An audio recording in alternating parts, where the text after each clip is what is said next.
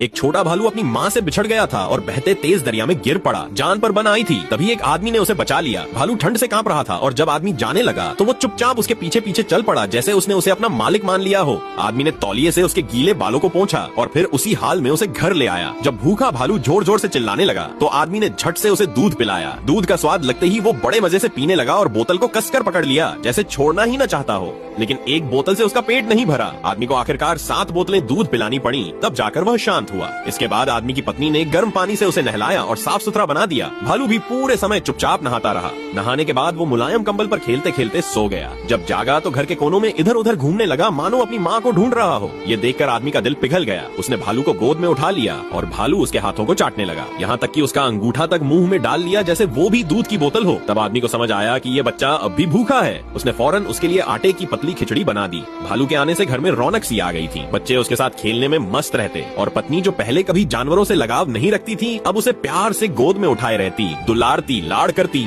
भालू भी अब इस आरामदायक घर में खुश था। बस एक ही उम्मीद थी कि जब वो बड़ा हो तो सन्यासियों की चादरें न चुराए। कुछ महीनों में भालू मोटा ताजा हो गया। अब उसे ऊंचाई पर चढ़ना और पूल में तैरना बहुत पसंद था और जैसे जैसे वो बड़ा हुआ उसका लगाव भी बढ़ता गया। जैसे ही घर की मालकिन दिखती वो दौड़कर उसके पैरों से लिपट जाता और प्यार जताने लगता। अब तो भालू घर का पहरेदार बन गया था। जब आदमी घर पर नहीं होता तो चाहे तूफान हो या अंधेरी रात, भालू खुद चलकर दरवाजा खोलता, देखता कि औरत ठीक है या नहीं, और जाते जाते उसके पैरों के नीचे की दरी भी ठीक से बिछाकर फिर दरवाजा बंद कर देता। उस एक बचाव की घड़ी ने एक ऐसा रिश्ता बना दिया जो किसी एक प्रजाति तक सीमित नहीं था। अब ये भालू न सिर्फ परिवार की खुशी और सुरक्षा का हिस्सा बन गया था, बल्कि उन सब के लिए एक भावुक और अनमोल याद बन गया।